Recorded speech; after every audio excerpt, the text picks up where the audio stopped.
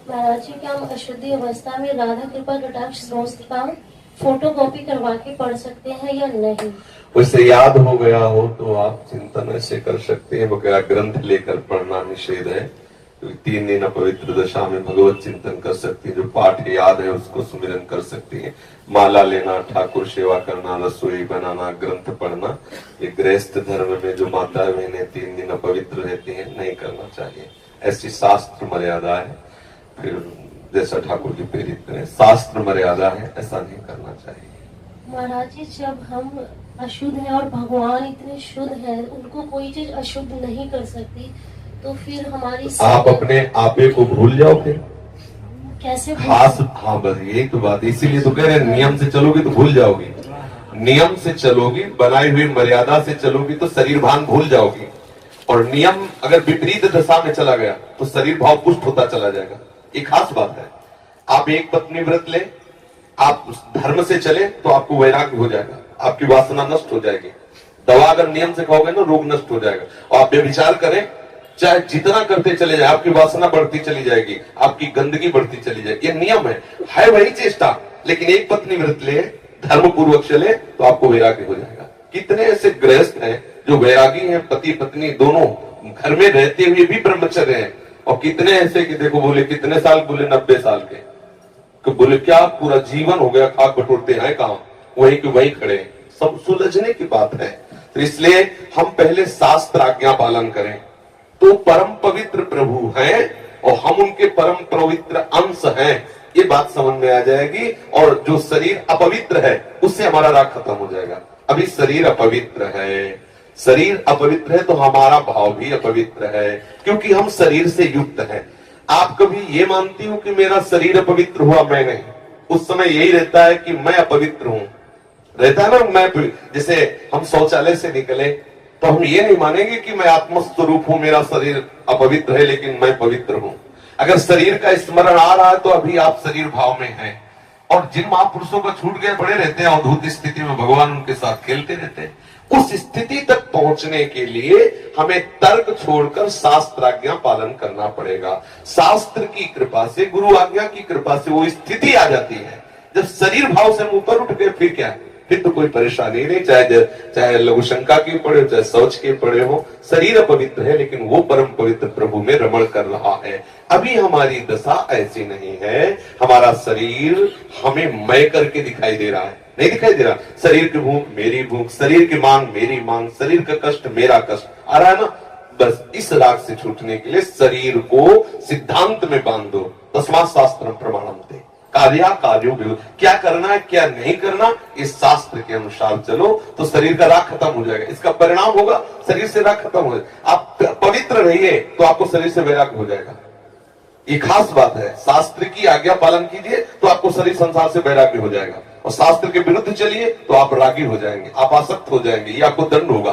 शरीर संसार की आसक्ति वही तो आपको जलाती, वही तो आपको जन्म मृत्यु के चक्र में फंसाती है। समझ गए बच्चा? जब हम भगवान के लिए प्रसाद नहीं बना सकते, उनको भोग नहीं पवा सकते बच्चा, इसीलिए इस शरीर से घृणा करनी है। धिक्कार है ऐसे शरीर को जो प्रिया प्रीतम से बिलक करता है, तभी तो शरीर से राग खत्म होगा। ये अपवित्र शरीर जो हमें प्रभु के सेवा से छुटवा दे, ऐसे शरीर से क्या राग करना। धीरे धीरे शरीर के प्रति हे भाव हो जाए। जन्म मृत्यु जरा व्याधि दुख दोषानुदर्शनम, भगवान ने गीता जी में कहा, शरीर के प्रति हे भाव होने लगता है। क्या मलमूत्र का भांडे, छोड़ो इससे राग। धीरे धीरे धीरे वो अपने स्वरूप में स्थित हो जाए। अभी इतना ममत्व है शरीर में, कोई ऐसे छू ले तो एकदम ऐसा नहीं होता। तुमने हमें ऐसा, कितना अपना मय पद है। अगर हम ठीक सिद्धांत से चलेंगे तो हम बहुत जल्दी लाभ प्राप्त कर लेंगे। जहां हमारी स्थिति है, हम बात उसी स्थिति की करें तो हम बहुत जल्दी आगे बढ़ जाए। होता क्या, हम लोग बात करते हैं छत की, अभी बिल्कुल 100 हाथ गड्ढे में खड़े हैं। बात ये है, शरीर से हमारा संबंध बहुत घनिष्ठ हो चुका है। इतना हो चुका है कि शरीर से हम संबंध किए, ये शब्द भी गलत है। मैं ही शरीर हूं, ऐसा है। आप देख लो, कभी दर्पण में तिलक लगाते समय सोचा कि शरीर के मस्तक पर तिलक रचना कर रहे हैं? नहीं। मेरा तिलक कैसा है, यही तो आएगा ना। मेरा रूप कैसा है, मैं ठीक लग रही हूं, लग रहा हूं, ऐसी बातें आएंगी? नहीं आएंगी। तो इसका मतलब शरीर राग है। शरीर राग हटाने के लिए शास्त्रीय सिद्धांत स्वीकार करना होगा। जिस समय माता बहनें अपवित्र होती हैं, उस समय वो जो भी भोग बनाती है, वो शास्त्र के अनुसार कह रहा हूं कि जो ब्रह्म हत्या देवराज इंद्र को लगी थी, उसी के 4 विभाग किए गए थे। पहला विभाग स्त्री को दिया गया था और उसके साथ वरदान भी दिया गया था कि उसी अवस्था के अंतर्गत वो जब सृजन क्रिया में जाएगी तो संतानोत्पत्ति की सामर्थ्य उसको प्राप्त हो जाएगी। पृथ्वी ऊषर भूमि, जो ऊषर भूमि है, ये वो ब्रह्म हत्या का एक भाग, उसको वरदान दिया गया था, चाहे जितना गड्ढा खोद दिया जाए अपने आप भर जाएगा समय पे। वृक्ष की गोंद जो निकलती है वो ब्रह्म हत्या, और उसको वरदान दिया काटने पर भी पुनः आप हरे भरे हो जाओगे, मतलब समय आने पर आप वृक्ष रूप धारण करो। और जल में फेन बुदबुदा काई, ये ब्रह्म हत्या के 4 भाग के। और जल को आशीर्वाद दिया गया कि कभी भी कहीं भी पवित्रता होगी तो आप उसमें सम्मिलित होगे, जल छिड़को, आचमन करो, जल के द्वारा पवित्रता। ऐसा 4 वरदान भी उनको अलग अलग दिए गए और उनके लिए विधान भी किया गया है। देवराज इंद्र को जब ब्रह्म हत्या लगी थी तो शास्त्र में मर्यादा चली आ रही है, अगर इसका हम पालन करेंगे तो शरीर से वैराग्य हो जाए।